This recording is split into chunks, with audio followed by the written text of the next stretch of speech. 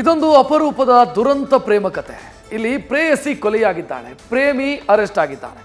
ಅದರಲ್ಲೂ ಪ್ರೇಯಸಿ ಮದುವೆಯಾಗಿ ಇಬ್ಬರು ಮಕ್ಕಳಿರೋ ತಾಯಿ. ಆಕೆಯನ್ನು ಪ್ರೀತಿಸಿದವನು ಸಾಫ್ಟ್ವೇರ್ ಇಂಜಿನಿಯರ್. 5 ವರ್ಷದ ಹಿಂದೆ ಪರಿಚಯವಾಗಿ ಶುರುವಾದ ಪ್ರೀತಿ ಸದ್ಯ ಕೊಲೆಯಲ್ಲಂತ್ಯ ಆಗಿದೆ. ಅಷ್ಟಕ್ಕೂ ಇಬ್ಬರ ಮಧ್ಯೆ ನಡೆದಿದ್ದೇನು ಅನ್ನೋದೇ ರೋಚಕ ಸ್ಟೋರಿ.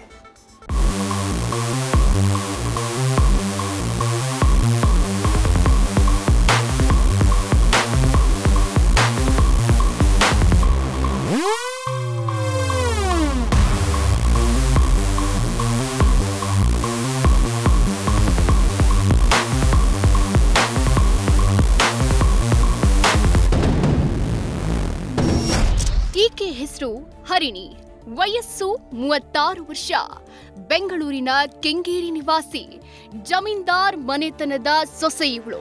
ಇಬ್ಬರು ಮಕ್ಕಳ ತಾಯಿ.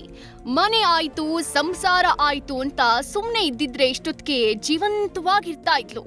ಆದ್ರೀಗ ಮತ್ತೊಬ್ಬನ ಪ್ರೀತಿಯಲ್ಲಿ ಬಿದ್ದ ತಪ್ಪಿಗೆ ಹೋಟೆಲ್ ಒಂದರಲ್ಲಿ ಹೆಣವಾಗಿ ಪತ್ತೆಯಾಗಿದ್ದಾಳೆ. ಜಮೀನ್ದಾರ್ ಹೆಂಡತಿ, ಸಾಫ್ಟ್ವೇರ್ ನಡುವೆ ಪ್ರೀತಿ. ನನ್ನ ಬಿಡು ಎಂದಿದ್ದಕ್ಕೆ 17 ಬಾರಿ ಚುಚ್ಚಿ ಕೊಂದ ಲವ್ವರ್. ಹರಿಣಿ ಗಂಡ ದಾಸೇಗೌಡ ಕೆಂಗೇರಿ ಬಳಿಯ ಜಮೀನ್ದಾರ್ ಕುಟುಂಬದವರು. 13 ವರ್ಷದ ಹಿಂದೆ ಹರಿಣಿಗೆ ಮದುವೆಯಾಗಿತ್ತು. ದಂಪತಿಗೆ 12 ಹಾಗೂ 10 ವರ್ಷದ ಇಬ್ಬರು ಹೆಣ್ಣು ಮಕ್ಕಳಿದ್ದಾರೆ. ಆದ್ರೆ 5 ವರ್ಷದ ಹಿಂದೆ ಜಾತ್ರೆಯೊಂದರಲ್ಲಿ ಪರಿಚಯಾಗಿದ್ದ ಸಾಫ್ಟ್ವೇರ್ ಇಂಜಿನಿಯರ್ ಈಕೆಯ ಪಾಲಿಗೆ ಕಂಟಕವಾಗಿ ಪರಿಣಮಿಸಿಬಿಟ್ಟಿದ್ದಾನೆ. ಕೆಂಗೇರಿ ಊರ ಹಬ್ಬಕ್ಕೆ ಬಂದಾಗ ಯಶಸ್ಗೆ ಹರಿಣಿ ಪರಿಚಯವಾಗಿದ್ಲು. 5 ವರ್ಷದ ಹಿಂದೆ ಪರಿಚಯವಾಗಿದ್ದ ಇಬ್ಬರು ಕಳೆದ 2 ವರ್ಷದಿಂದ ಪ್ರೀತಿ ಮಾಡ್ತಾ ಇದ್ರು. ಇಬ್ಬರ ಅನೈತಿಕ ಸಂಬಂಧದ ಬಗ್ಗೆ ಹರಿಣಿ ಪತಿಗೂ ಗೊತ್ತಾಗಿತ್ತು.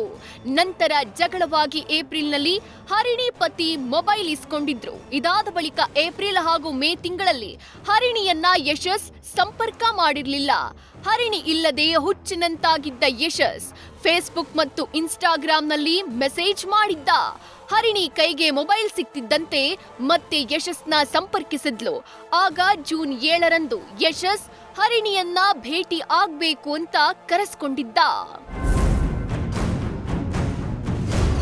ಸಂಬಂಧಿಕರ ಮನೆಗೆ ಹೋಗ್ ಬರ್ತೀನಿ ಅಂತ ಹರಿಣಿ ಯಶಸ್ನ ಭೇಟಿಗೆ ಬಂದಿದ್ಲು. ಹರಿಣಿ ಸಿಕ್ತಿದ್ದಂತೆ ಯಶಸ್ ಓಯೋ ರೂಮ್ ಬುಕ್ ಮಾಡಿದ್ದ. ಇಬ್ಬರು ಭೇಟಿಯಾಗಿ ಟೈಮ್ ಸ್ಪೆಂಡ್ ಮಾಡಿದ್ರು. ನಂತರ ನನ್ನ ಬಿಟ್ಬಿಡು ಅಂತ ಹರಿಣಿ ರೂಮ್ನಿಂದ ಹೊರಟಿದ್ಲು.